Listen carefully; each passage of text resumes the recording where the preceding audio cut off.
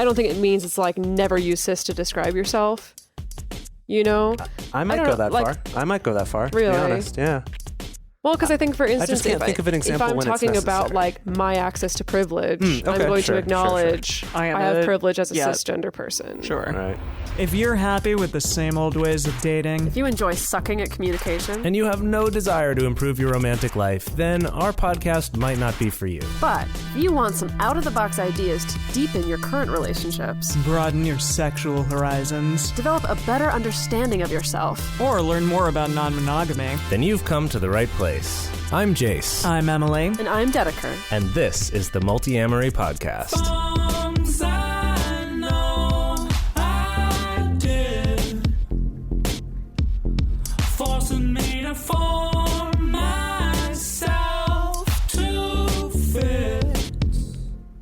On this episode of the Multiamory podcast, we're talking about labels. Wait, we're millennials. We don't do labels. You're JK. almost not a millennial. I'm almost not a millennial.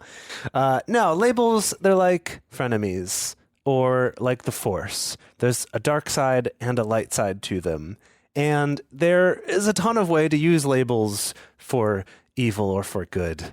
But today we're going to be talking about the holy trinity of labeling, which is labeling our sexuality, labeling our genders, and labeling our relationship styles. Holy Trinity. Did you just say the Holy Trinity? I sure did. You have really been Crossover getting, episode. yeah, you've been really getting way too into Jesus and stuff, and we're not even there yet on Drunk Bible Study. Yeah, I mean, I don't know if I would call these three sections of one's identity the Holy Trinity, because there's many, many ways and many, many labels that you can apply to many different facets of yourself. I'm saying the true. Holy Trinity about these because these are the ones I feel like are debated a lot. That like is true. People All don't. Although give I you will that. say, at work the other day we did have a very long debate at lunch about the difference between a nerd and a geek. Yeah, So see? yes, What but is the most of the difference? time, though, people have See? more serious arguments and discussions about these sorts of labels than those sorts of labels. I declared myself the only nerd at work today because I was the only one who watched Game of Thrones. Everyone else was like, and I'm like, who are you people? This is a cultural freaking phenomenon right now. Okay. I would take umbrage with that, and I would argue that means that's not a good enough basis to call you a nerd, because it is a cultural phenomenon. Okay, be that as it may. I would still call you a nerd because yes, you are. would. Yes, you would. You are Thank you. into video games and nerdy stuff. Yes, many nerdy things. Uh-huh. I'm glad. But anyway, or this was would I about be a the difference geek? between nerd and geek. Yes. And that's the thing, actually. We did find some science behind it, which was kind of cool. Well, what's the difference? Well, see, it's going to spark a whole thing. All right, but fine. I mean, y'all can go discuss it in the Patreon group.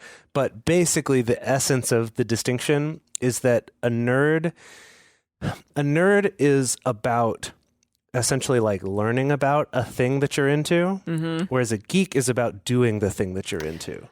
Okay, and where you're does the gonna hear science come in?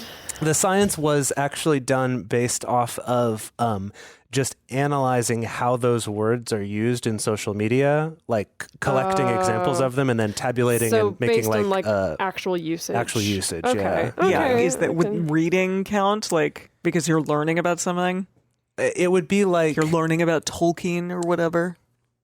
yeah, I mean, it's all, again, it's based on how they're used. But the idea being like, what would it be? Like someone who is like, I guess like, I don't know, maybe the difference would be like a Tolkien nerd is someone who like reads a lot and likes to like put together or, like learn about the genealogies and stuff like that. Whereas like a Tolkien geek would be someone who like actually learns to speak Sylvan or okay, all or right. Orcish, or like one of the Tolkien languages, or like actually makes genealogies of the characters or something like that. It's you can be both, I think. Okay, but it's you kind of bleed into that. Anyway, I can buy that. Anyway, we're already 5 minutes into the episode, still talking about this stuff. If any of you are watching the YouTube video, there's a very large dog who's determined to be in our podcast today. Yeah. So you can tune in to the YouTube if you want to get a little glimpse of this very large but very cute dog. Let's just dive right in and talk about our sexualities. How do y'all feel about that? Yeah.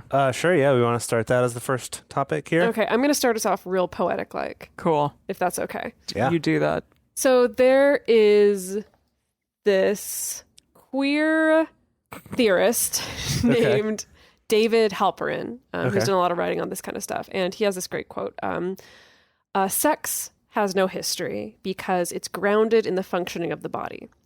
And he kind of distinguishes that sex itself doesn't have a history, but what does have a history, and therefore a lot of words and a lot of labels surrounding it, is sexuality, which is something that's a product of culture. So like our whole concept of sexuality is just this collection of meanings that human beings have attributed to sex acts and to the people that do them over the course of century, millennia, however long human beings have been having sex and had the wherewithal to comment on it. Yeah.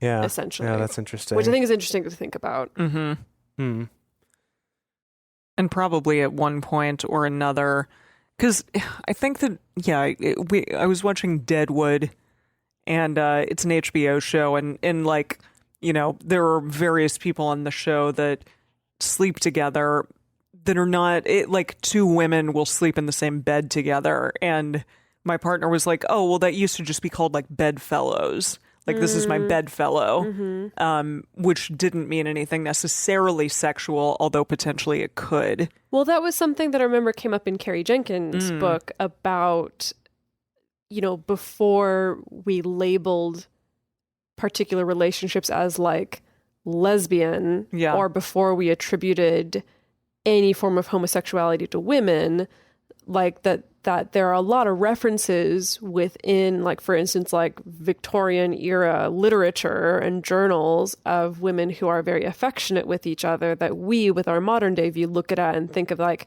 oh, there's some kind of same-sex attraction going on. Into each other, or they must be into each other. And maybe they were, maybe they weren't. The thing is that there wasn't even a word.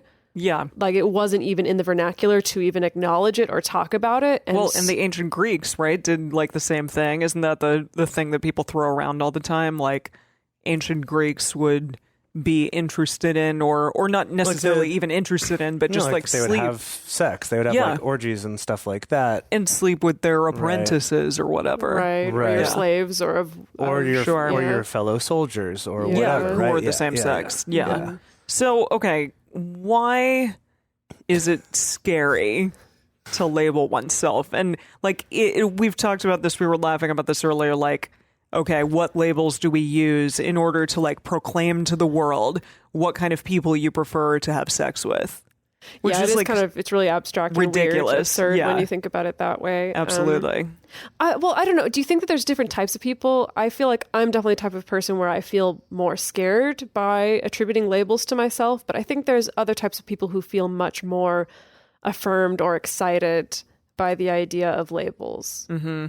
And also I think that can change depending on what time of life you're in. What time of life you're in. Well, okay, I just think about, this is really ridiculous, but I think back to like middle school and high school when we're all trying to figure out our identity and who we are and what kind of person we are. That's all very much in a state of flux. I remember there were always like my friends who would just really cling to labels really quickly. And even little silly labels like, oh, I'm a surfer, I'm a skater, I'm a punk rocker, I'm a goth, you know. Yeah.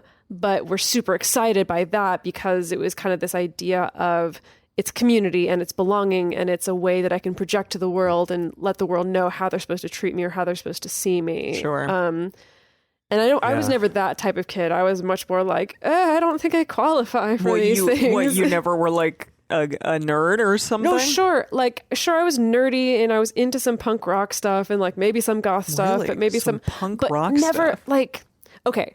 To give a very long, circuitous answer to why is it scary to label oneself, I think going back to even when I was young, it was kind of this idea of like, if I adopt this label, that means I'm committed and I'll have to live up to it. I'll have to dress for it. I'll have to, like, I need to make sure that I'm living up to this label and not being sure that I could do that, even if the label was maybe appealing to me.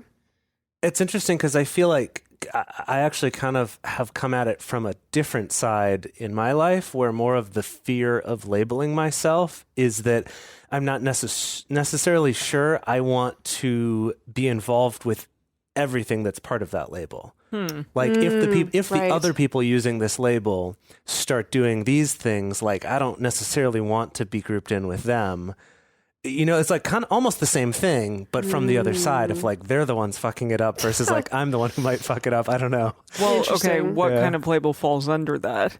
Oh, literally anything. Okay. Like we've talked about. Oh, it's how I feel about polyamory many times. And you've talked about that. Yeah, that I found myself unconsciously at first using that word to describe myself less and less, even though I very much resonate with it and feel like it's actually probably the most appropriate label I have. But I think because as media coverage of polyamory has expanded and I've just seen more of these like, oh God, like really embarrassing or not well handled coverage or just really bad examples or just when I see what people like when I say the word polyamory and people are like, oh, what, like sister wives? I'm just like, I mean, we're going to get into that a little bit later more, but what, Jase? Well, I was just going to say, like with that label thing, so I was interviewed recently by Kat Black for her YouTube show, and the topic was relationship anarchy.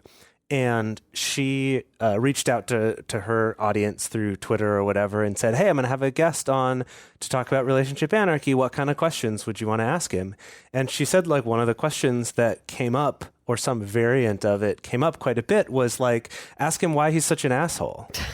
And I was just like, wait, what? Huh? Yeah, right? What does that even mean? Well, what she explained to me based on her own experience and also the experience of a lot of her listeners who tend to be women, her audience is mostly women, that they've had the experience of men abusing the label of relationship anarchy to just be like, I don't want to be accountable for anything or responsible for anything. Yeah. No, I've definitely encountered people that way. And I feel like people do, we've talked about it before on this show long ago, but people do the same thing with polyamory of like, oh, it's just, well, I can adopt this label, but really it's just an excuse to do whatever the fuck I want and not really care about anyone else. And it's not even necessarily a conscious thing that they're doing that. I think sometimes it's kind of like the label goes through the shredder of someone else's interpretation. Right. You know what it means sometimes. Absolutely. And then also just like the stigma that comes along with that label as well. Yeah. Because again,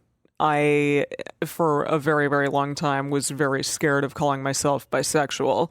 Just simply, and I think, again, like you said, because of all the reasons why people will look at that and say like, okay, well, you're actually maybe just on one side of the fence or another. Or if I'm in a, monogamous relationship with a male partner, then you're not actually bisexual. Like that idea. Yes. Or that, with men, when they label when they are bisexual and say, proclaim to the world I am bisexual, oftentimes they will just hear, no, actually you're gay, or actually you're just waiting to be, to actually come out as really gay, like you're in this holding pattern or whatever until then. Yeah. And I think it's really difficult to put yourself to be in that situation and instead just be like, well, I'm sexually fluid or I'm something else, because that is a little bit easier of a thing for people to swallow. Yeah, and it's so interesting you bring that up. I feel like, at least in my experience of being on the internet and in culture, that I'm starting to see more people. First of all, I mean, I feel like, the concept of bi-erasure has been in the conversation recently. But now I'm starting to see kind of more people talking about the facet of bi-erasure that is like the erasure specifically of bi people who are in a heterosexual seeming relationship. Yeah, exactly. And specifically, especially like women who are bisexual or pansexual, just basically non-straight women who are in a straight looking relationship. And how do we talk about those people? How do we, how are those people talked about? How are those people handled? Like, all those kind of things. And I think that's really interesting and really good that that's starting to become a topic of conversation of like, this is kind of like just another level of erasure that happens is when someone who does say, I'm bi or I'm pan or I'm non-straight in some kind of way, but it's like, but you're in a relationship with someone who's... Yeah. And I think it can feel threatening to a number of people for whatever reason. Even just the idea that like, well, okay, I might get into a relationship with you and I am a straight male and you're, a bisexual female, but what does that mean for the potential of like what you're going to be interested in? And I've definitely heard people kind of throw that out there. Like, am I always going to have to be looking around my shoulder of like people, not just men, but also women or also anyone else if you're pansexual or whatever, that just everyone's going to be my potential competition. It's like that meme that I saw floating around recently, that kind of takes pot shots at this idea that men and women can never be friends, or you can never be friends with like the gender that you're attracted to. And of course, people being like, well, what about bisexual or pansexual people? Yeah, and someone just, responded like, being like, friends at all. Bisexual people don't have friends. They only have prey. I take offense to that. That's well, fucking it was bullshit. jokingly said, but yeah. But yeah, that is kind of how people look at it, though. Yeah, I think that they can, yeah. Well, because I think the whole question is like this thing of your sexuality, of like wanting to know whether someone else is gay or straight, that we often will ask that question of people, even if we're not necessarily interested in them, or we're not even at the point where we're like wanting to flirt with this thing. But it's just like we think, oh, if I know that, then I know how I should act toward them. Yeah. And it's like, basically it's like, are you someone who I think might have sex with me or not? Because I need to know that, because it's going to change how I behave around you completely. And that in itself is weird. Well, that's buck wild. Like, it is, yeah. And just the audacity for like people in general just to be like, well, bisexual people or pansexual people are just attracted to everyone, because obviously they're not going to be. And yeah, just that assumption outright that, they can't be friends with anyone because they're just going to be attracted to everyone and therefore they can't truly be friends with them is bullshit. So can I share some interesting stits and stats? Please. Actually, Emily, this was in one of the articles that you looked up in preparing for this one. So this was from a couple studies, surveys, you should call them really, by YouGov, which I don't know are you familiar with YouGov? They're this site that does surveys and stuff, and they just do gazillions of them. Is it a government thing? No. Yeah. Why does it call itself YouGov then? I don't know where the name comes from, actually. But they've been around for a long time, and what they have going for them is they tend to get very big numbers for their surveys. Right. These are not, they're not like peer reviewed. Anyone can put their thing up on there and like pay money for them to get participants but for it's it. like they get the very large sample size. But they get you the sample sizes, yeah. Okay. So they did these questions both in the UK and in the US, where they were asking adults to rate their sexuality on the Kinsey scale, which is from 0 to 6, where 0 is completely heterosexual, 6 is completely homosexual, and then obviously in between that is somewhere in between. And what was interesting about it is when you look at, they broke it out by age group.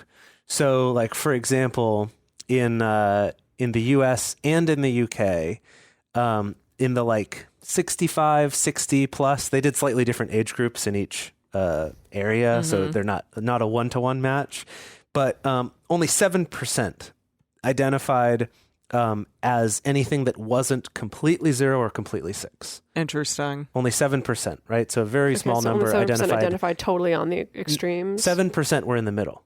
Oh, 93% really? were one extreme or the other. Really? So this is people over 60, 65. Oh, okay. Right? Got it. And then as you go down the like 45, 40-ish to 65 range, similar, like it comes up to, I guess in the US was 8 and in the UK was 16% were somewhere in the middle. But again, mostly polarized on the sides. Now if we jump down to the 18 to 24 in the UK, 43% identify somewhere in the middle. That's not totally close to half. all the way. Close to half, exactly. And what's interesting about that too is that remaining number, well, I guess here they maybe had some people who didn't answer because these numbers don't add up to 100. Yeah. But 52% were either completely gay or completely straight, self-identified, right? So this isn't even saying like 52% straight. This is 52% gay or straight. Yeah. 43% Somewhere not in the quite middle. 100% in the middle Either, yeah. from how they self-identify. In the US, interestingly, a lower percentage. We had only 29% who identified somewhere in the middle, but the age range was 18 to 30 as opposed to 18 to 24, which I actually think I would bet that even skewed it a little further. Probably. And that we have more hangups here probably. But I was like, it's just a more puritanical society. Yeah. Well, I think it is interesting that it's, I mean, clearly there's a generational thing going on where we've seen, thankfully, a rise in acceptance of not only just not being straight, but also not being either extreme necessarily. And even putting them as extremes on like, as though they're on the side of a scale. I'm like, I don't even know if I really agree with that. Sure. Clearly with more acceptance and with people feeling safer to acknowledge like, oh yeah, like there is maybe contradiction or just a multitude of ways that I feel in different situations toward different people as far as when it comes to things like sex or attraction or things like that people are more, I guess, more able and willing to affirm that. However, it feels like language-wise and label-wise, we haven't caught up to that necessarily. But I think this study shows good evidence for why younger people are more hesitant to use labels than maybe people were in the past, is because it's like, well, they also just don't apply as well. Yeah. Right? Right. And I guess it's just interesting, though, to see that even in a situation like this where you're not asking like what percentage of people identify with labels, because you could make the argument like, oh, well, young people just don't like labels as much. But it's like, no, this is actually about like their attraction and seeing that that's also coming toward the middle. Right. And it's that chicken or egg question of like, are we less into labels because they just don't apply as well? Or because we're less into labels, are we able to see more of this middle ground? Interesting. Yeah. Well, we're supposed to move on from this section, but quick lightning round. If you had to use a label to describe your sexuality, what I would would it be? use bisexual Yeah? for sure. And I'm committed to that label now. Okay, you're committed to Yes, I'm. Is that your final answer? Yes, even my mother, like when the first or one of the first like openly bisexual senators was elected in Arizona, she was like all excited to tell me about it, Aw, which I that's thought was sweet. super adorable. That's really That's great. sweet. And I was like, "Thank you for acknowledging me." Aw. It felt good. I stayed with a couch surfer host in Rome, and he was this great guy. Was that before you went to Shanghai, or It was no? When? way before Shanghai. This was okay. when I first left to travel. Then. Great guy, it was like, he was so stereotypical Italian, like literally drove me around Rome on like the back of his Vespa and had this really thick Italian accent, and we had a great time. That sounds What a awesome. wonderful time. Anyway, but we were talking about a lot of stuff, and he talked about his ex-girlfriend, and he was like, yes, my ex-girlfriend was a bee. And so we realized that like maybe that couldn't work out for the relationship, and I was just like, a bee. She was a bee. What? A bee? And then he started to describe it. It was like, oh, she was bi. You're like, was she black and yellow and had a stinger? And maybe a little fuzzy. So I think of that now when Pollinated people various identify as bi. items I'm like, oh, you're a bee. flowers. You're a little Aw, bee flitting around. That's adorable. Yes. Honeybee. Jase, your turn. Gosh, yeah. When push comes to shove, I tend to go with pansexual. That's kind of the one I've come to, even though I will avoid using it at all costs to describe myself most of the time. Yeah, I'm kind of the same. I definitely land, I feel like pretty firmly, as far as if I have to choose a label, pretty firmly in the pansexual camp, but I'm scared of it.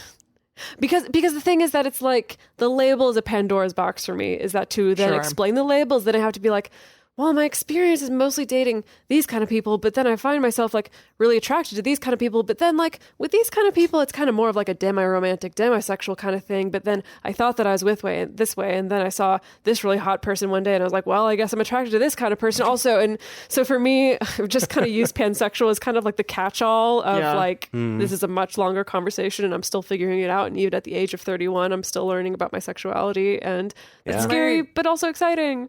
Can my sexuality just be Eva Green? You're just Eva Green sexual. Eva sexual, yeah. Green sexual. There you go. Oh. Green sexual. See, that to me invokes ideas of like you're just really Like turned you- on by nature. That's ecosexual. That's Oh. the thing. So green Well, I sexual, can be. Have you ever been out in that's- nature while on a It can be hallucinogen. sexy. Yes, you guys have, or you all rather. Okay, I'm going to just hop us straight back in with the hard-hitting questions again. We'll kind of do this in reverse order. Okay. Let's talk about labeling gender. Okay. What do y'all think about what label you would use for your own gender identity? Why'd you get all quiet when you asked that? I was just trying intimate mood. Okay. You know, Trying to I set don't a want to mood. make this into like a quiz show or something tawdry like that. Got it. Not like the last section was. I would label myself she, her pronouns. But like Female, as a woman, like cisgender Woman, or cisgender, yeah. Yeah, I mean, gosh, I want to like get right into the discussion. I mean, I use, male pronouns and I use male, man, masculine, whatever to define me.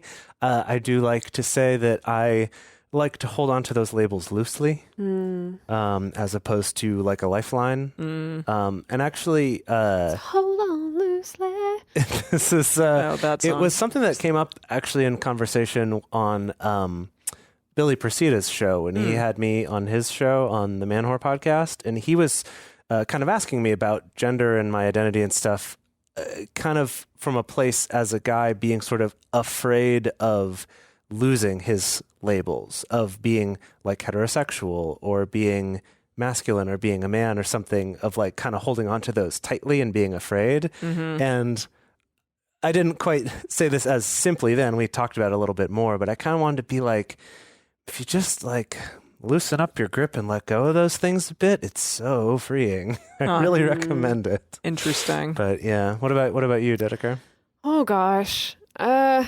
I don't know. I think about this a lot, honestly. Really? This one in particular, interesting. I guess I feel most, I don't know. Honestly, when I think about it, I just start to like spiral myself up into like all this self-doubt, because I think most of the time I feel pretty good. Like I don't have a sense of like dysphoria necessarily. I don't have a sense of being frustrated with like the, what was assigned to me at birth. And there are definitely some days where I feel pretty affirmed and pretty good and like, yeah, sure, like cisgender lady, that's me. But there are other times where I feel really drawn to the idea of being more fluid and a little more non-binary. I think I've sometimes struggle with that, and sometimes like, again, I just kind of spiral myself and like just have way too many thoughts about it, because I think, and I've also seen people online talking about this as well, that sometimes I struggle under this idea of like, well, to be non-binary, you got to change your whole look.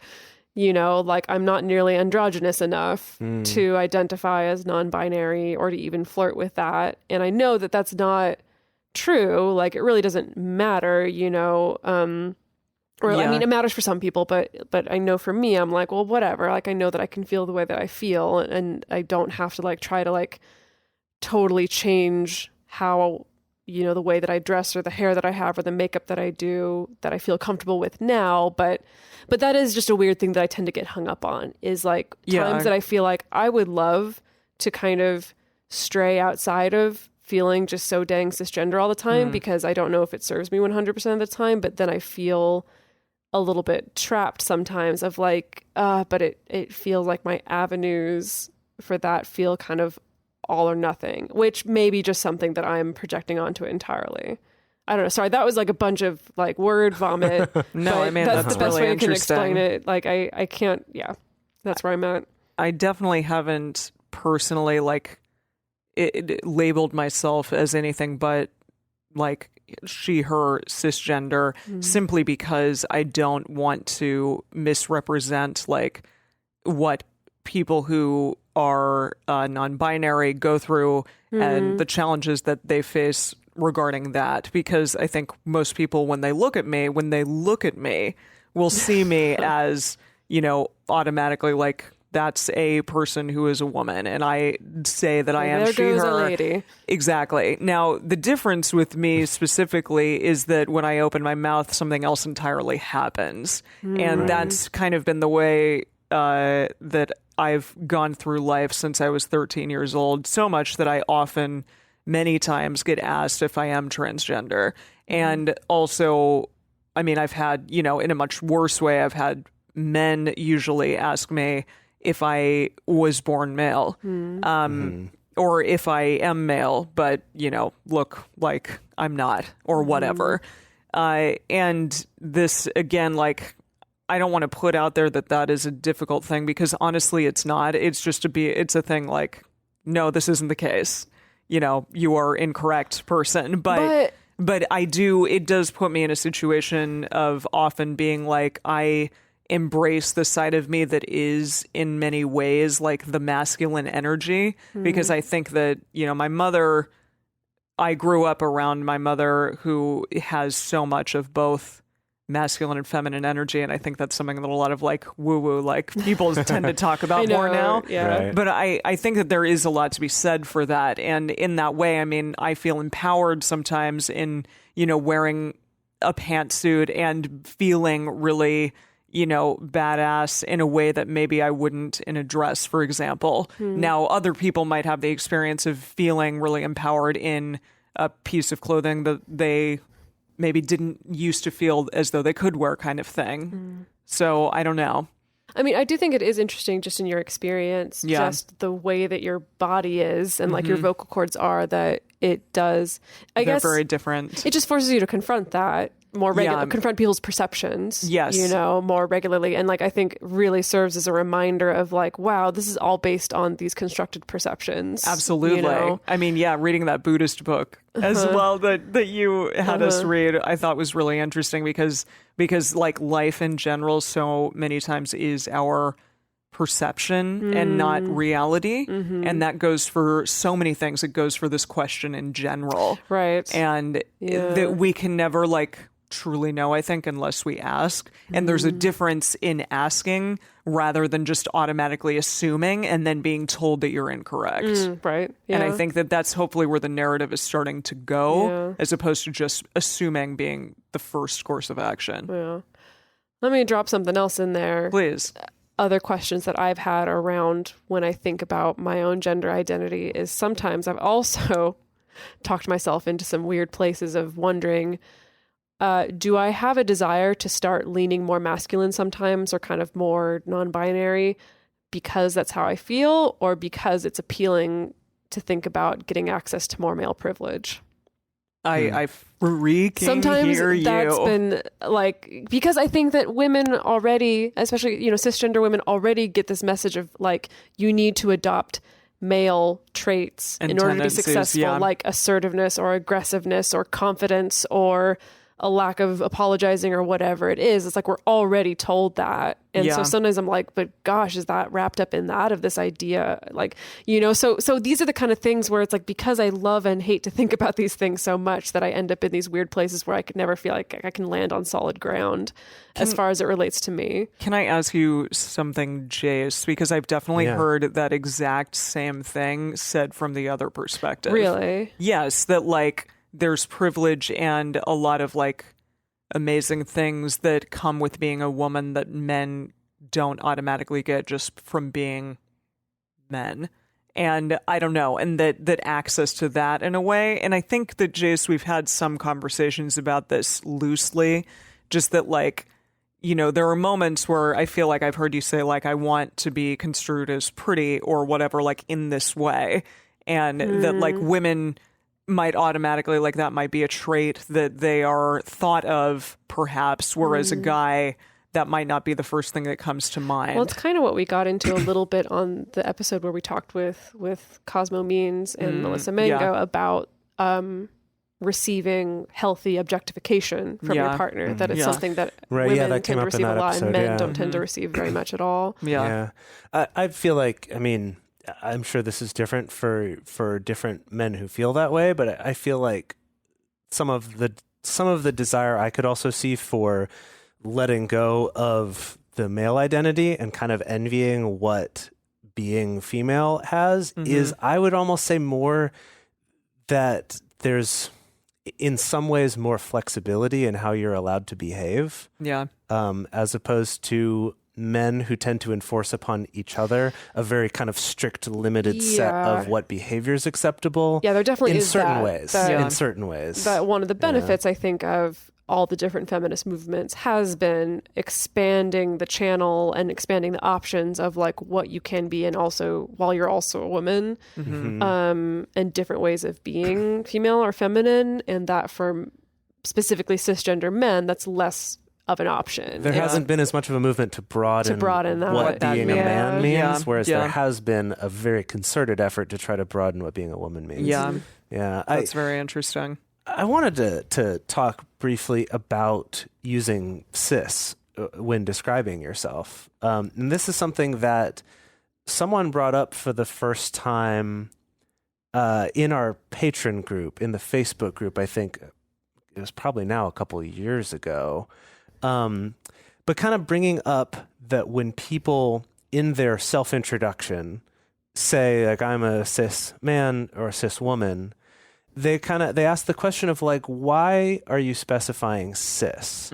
Because what it seems like is you want to be sure everyone knows that you're really this and you're not one of those fake ones. And they didn't say these words. They were much more diplomatic about this, but I feel like that's kind of what they were getting at, was that's this really idea of, like, and it was interesting because at the time I hadn't considered that way of looking at it, and I saw it more like, oh, well, by acknowledging cisgender is acknowledging privilege in a way. Well, is acknowledging the fact that there are other things and that this is a label worth, like, knowing about, I guess. But I actually, after hearing that, I was like, no, actually, this makes a lot of sense that for cisgender people to, like, latch onto and use cisgender for themselves is kind of, in a way, like trying to be like, no, I want to hold on to this privilege. Yeah. And Interesting. in itself is again, like, othering people. It's like, no, it doesn't matter if I'm cis or not. What matters is just what my gender is and what pronouns I tell you to use. Well, I think it may depend on context in talking about these things. Okay. How so? Because I don't think it means it's like never use cis to describe yourself. You know, I might go that far. I might go that far. Really? To be honest, yeah. Well, because I think, for instance, just can't think of an example if I'm when it's talking about, necessary. like, my access to privilege, okay, I'm going sure, to acknowledge I am have a- privilege as a yeah. cisgender person. Sure. Right. I guess we'll see where that identity goes in the future. But Yeah. but as for it is for now, it's like I have access to privilege as a cis person, you know, Sure, and so that's true. like, but I understand also in other contexts, I think that makes sense of kind of being like, yes, I want to hang on to this and make sure that people know that I'm a quote unquote, like, real man or woman. Right. And I think it can also be something of, depending on the context, you can also be setting up an expectation of, like, well, if I'm indicating that I'm cis, I expect a trans person to indicate that they're trans. Yeah. Right. And, And that can be a That's problem. Absolutely. Depending Yeah. on the situation. Yeah. I just wanted to acknowledge that, like, language can be really challenging for those who want to start steering in the direction of being or if having language be more non-gendered, because we, in our, I think, like, just commonplace terms are thrown around, like guys or like hey man or like dude or whatever along those lines. And I know for myself, like, those are things that I say on a regular basis. And this show has actually been a really great place for us to work on taking that out of the equation. Because I think even if it's easy for us to just slip into that, it can minimize those who feel hurt or personally, like, maybe attacked by those Or who words. just feel left out by those words. Absolutely. Any of the above. And I know, like, it's a teachable moment whenever we hear about it from people who listen to this podcast to remind us, like, that that's a thing that we should at least be aware of. But it's difficult for sure, like it can be. And that's something for me, absolutely, to continue working on, even just in my daily life, to, like, practice getting out of the habit of saying those words Right. and those gendered things.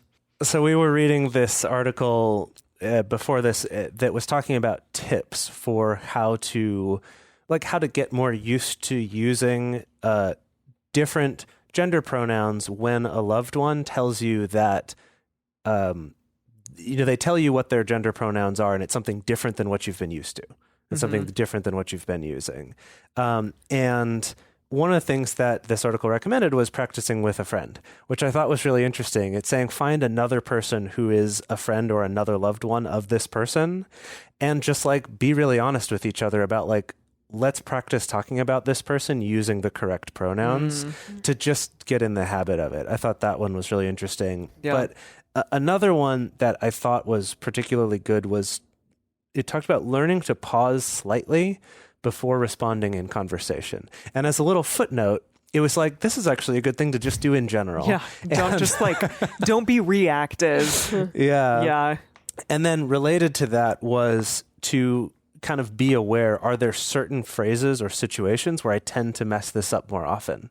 Yeah. And often it will be things that are just stuff you're very used to saying, or those Right. times when you're Guys, not. man. Yeah, the Dude. guy's the Right. man. Yeah. Or, When yeah. you're not thinking so much about what you're going to say and you're just blabbing it out. Totally. And that one, I was like, yeah, absolutely, 100%. It's like, I'll be great about someone's pronouns, and then in that moment where I'm just like, in the heat of conversation, bam, bam, bam, bam, bam, not pausing and actually thinking about what I say, that's when I'll fuck it up. And I won't even realize it until later, or until it gets pointed out to me. And then I'm like, yeah, you're right. And so in this case, it recommended, like, if you can identify what those things are, practice those things.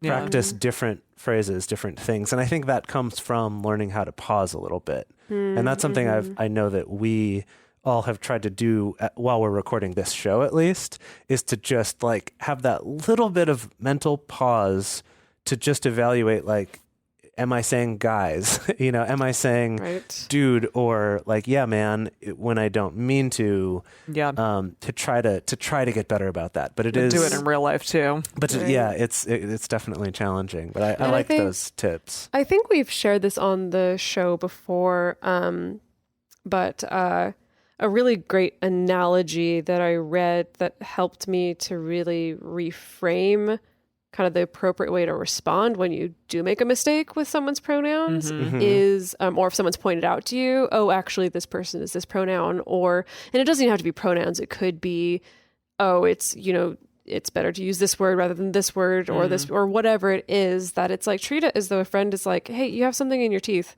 by the way. And you're just like, oh, okay, I'll fix that. And then you fix it, and then you're like, okay, and then we get back And it's to like, our thank day. you for telling me. It's worse if you like break down crying and you're super embarrassed. You're like, oh my god, I can't believe it. You're like, it's just worse it's for like, everyone. Whoa, you're just Or like making this if about you right get now. mad, or if you deny that, you're like, no, I don't have something in my teeth.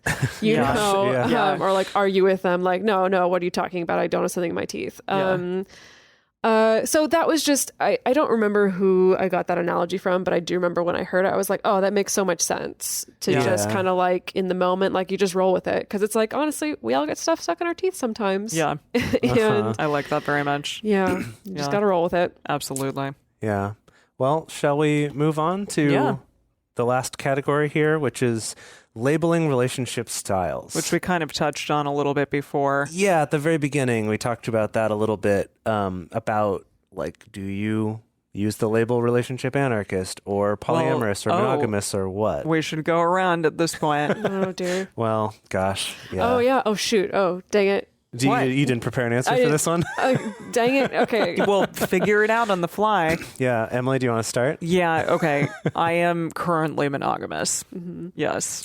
I'm in a monogamous relationship. Oh, I And- think that's an interesting distinction right That there. is. Well, I Yes. think I'm in a monogamous relationship, and it's really hard to label like a just like thing, because I've been polyamorous and I've been monogamous. I've been open. I've dated 5 people at once who were Right. only vaguely aware of one another, and so. Well, it is kind of Such like an interesting we question are of- converging back on that same thing as with sexuality, where it's, I think it's becoming harder to just extrapolate, oh, your relationship, quote unquote, orientation is just what you do. Yeah, I feel because think, of the fact that we can have instances where people are much more fluid, or like, I know the new hot term from that blog post that was going around was like ambiamorous. ambiamorous. Ambiamorous. Wow. Yeah. But so I think it is harder to just be like, I'm a monogamous person, I'm a non-monogamous person. But some people definitely do. A lot of people people definitely do. that It's we true. know will be like, well, I am inherently monogamous, or That's I am true. inherently polyamorous, or, non-monogamous. But I think it's just really hard for me to go either place. Right. Yeah. Because I don't know what I am inherently am. I am the relationship structure that is, going to be fulfilling for me at that point in time. Mm-hmm. And I will say non-monogamy made me, open my eyes to a vast wealth of possibilities that wasn't ever a Right. thing that I would have been, Right. Around before or interested in Well, and I think that's before. that same thing is that, again, we're becoming more cognizant of Yeah. all the wide variety of options that we can have for relationships, but our language hasn't caught up to it yet because Yeah. we're still calling it non-monogamy, for heaven's sake. Exactly. It's like monogamy or not. It's, and One. it's- Yeah. it drives me up the wall sometimes when I even sit and think about it. I'm like, Yeah. really? This is the best we got is just calling it Yeah, non-monogamy calling or it what ethical it's not. non-monogamy? Like, Yeah. Yeah. can we not come up with a better word that's not just like polyamorous relationship or whatever? Anyway, Well, what about that's y'all? a soapbox for another time. Right. Yes. Yeah, I mean, I guess kind of like with Dedeker's question before of like if I had to pick a label, the one I tend to gravitate toward more now is relationship anarchy. Yeah. However, I will try very hard to never use that label just by itself. Because I don't think it stands up on its own. I think it's a label that you need to explain. Yeah. At least I find I need to explain because of all the stuff we talked about before, right? Of either just a complete like, huh? Or just total misunderstanding of what it is by guessing from the words, which they imagine more like pipe bombs and things like that. Or this like, I've had really bad experiences with assholes using this term. And so, right? So kind of like no matter which direction it goes, it's not going to be accurate. So Yeah. I'll really only use it as a conversation starter to be like, Interesting. let's talk about relationships and Yeah. the different ways those can look. Sure. Right. Yeah. Yeah. Come up with anything yet? Oh gosh. The weird thing is that if I was under duress, I'd be like, my relationship orientation is that I am in a relationship with Jase and Multiple with people. Alex. And like that's Right. that's like all I would Done. say. I'm like, that's all I know. All I know is I'm in a relationship with these two wonderful people, and that's all I can tell There you go. Like, I'm sorry, please stop asking me questions. Yeah, I mean, again, like, I don't know, because I definitely won't prescribe to the idea that, like, which I think a lot of people will, that, like, their significant other is pretty much, like, the most important person on the planet. I think that my significant other is an incredibly important person in my life, but I also think there are a lot of other people in my life that are incredibly important. And they, one does not trump necessarily the others. Okay, so see, that's interesting. And I like using the term relationship anarchy, but again, I will do the same thing and very rarely use it on his own.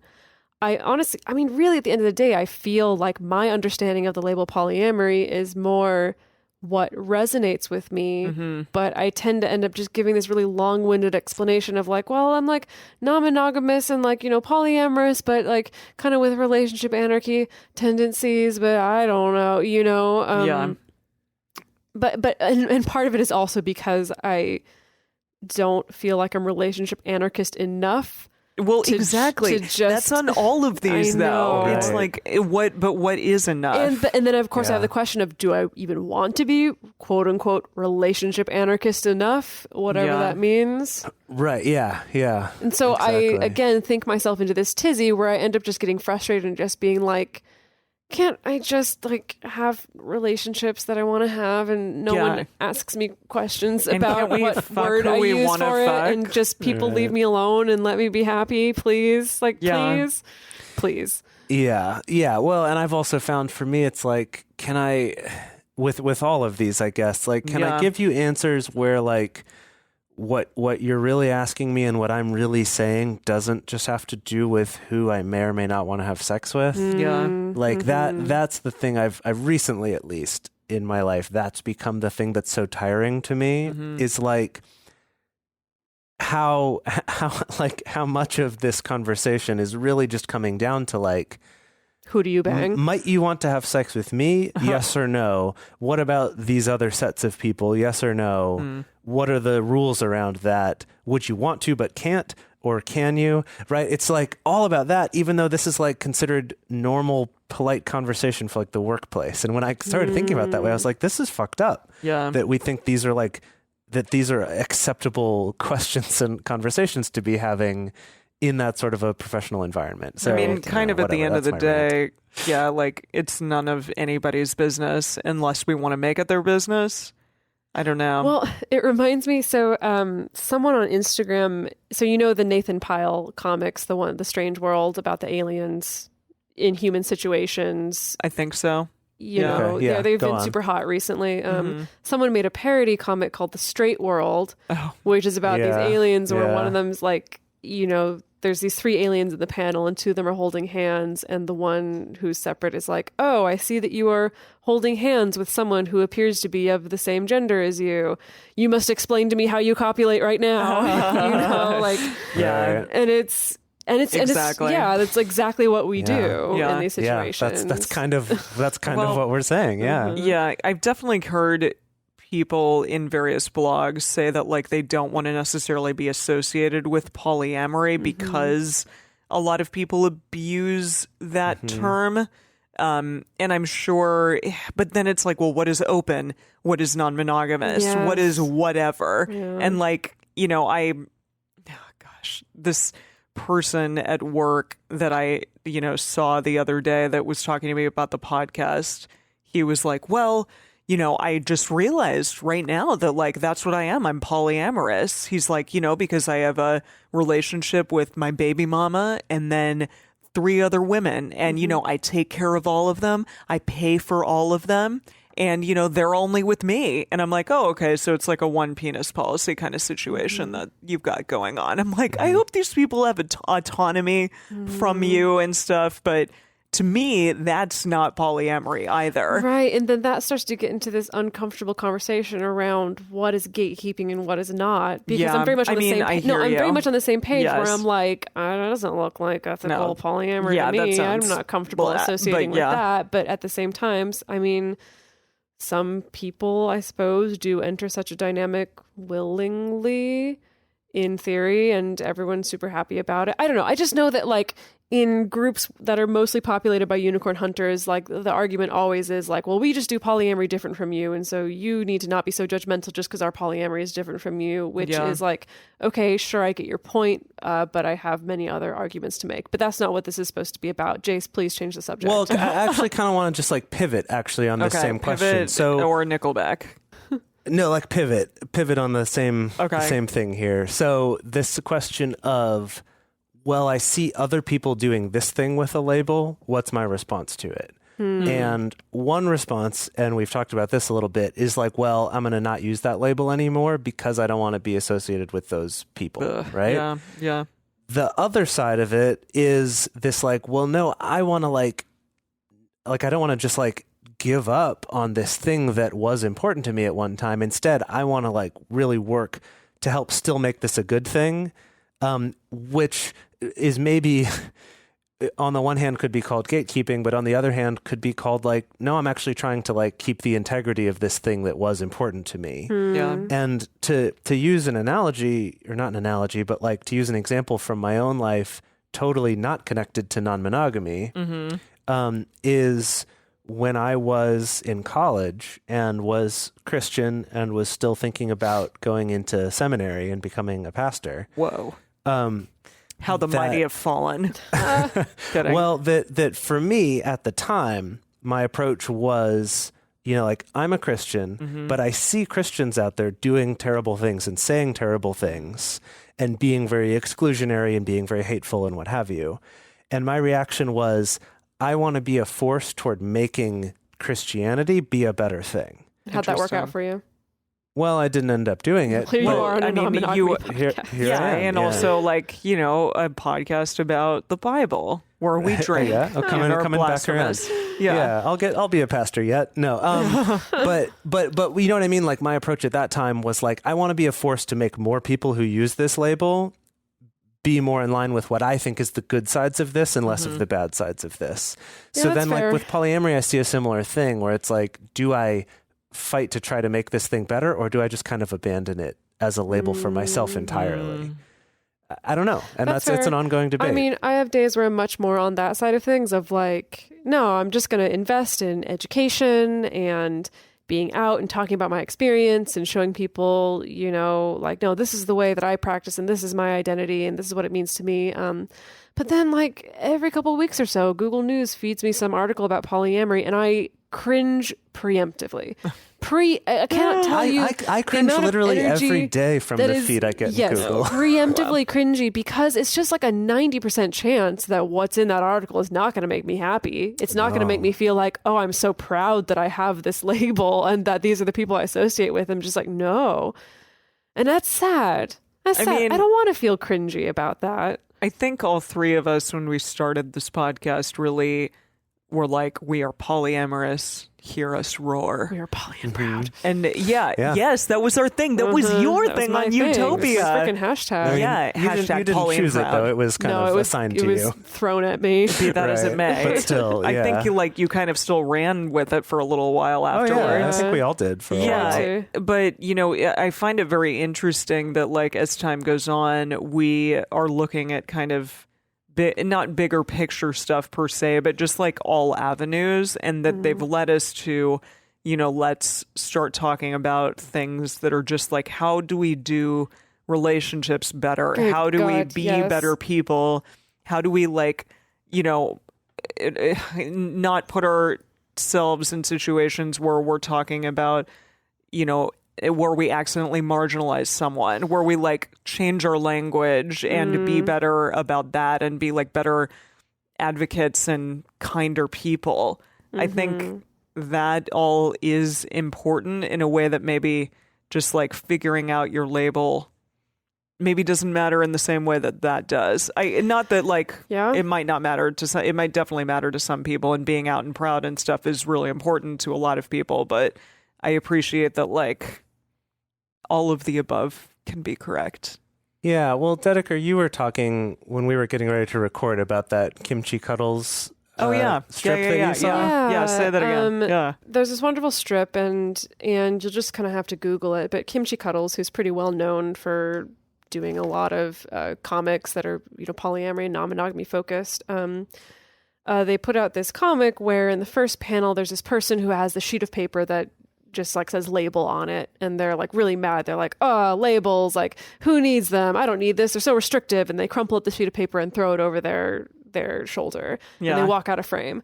And then a new person comes into frame, sees the crumpled piece of paper on the ground, picks it up, sees the label, and is like, oh my goodness, I'm so glad that I found this. And so I think that's a really good way of highlighting, again, kind of this light side and dark side of labels, that on the one hand, they can be restrictive. They can cause things like gatekeeping. You know, you can have all this anxiety around measuring up or meeting the label or whether or not you qualify for the label. But then on the other hand, it can also be a source of great affirmation and validation and give you access to community. And at the end of the day, just give you a linguistic shortcut. Totally. Yeah, you know, to help convey who you are to people. You're in a relationship with this dog right now. Yeah, this dog is all up in my business. Yeah. Yes. Also, it's like for the people watching the YouTube video, Dedeker and I are sitting a ways apart from each other at 90 degrees at this table. And in my image, you can see the dog's tail wagging, and in hers, you can see the dog's head. The dog's this is a very, very large dog. Yeah. For our lovely Instagram followers, I'll show you eventually. Yeah, on we'll Instagram put some when this pictures comes out. Yeah. In our in our patron only Discord, we have a whole channel that's just fur buddies or fur babies. Fur babies. It's just pictures of people's animals or people with their animals. It's pretty wonderful. Sweet. So yeah, I guess just kind of our takeaway for this is just kind of to be aware of these, that there is good uses of labels and not good uses of them, and to kind of explore what they are for you, but also be respectful of what they are for other people. You know what I mean? Like what those could mean for other people, both in negative and positive ways. Right.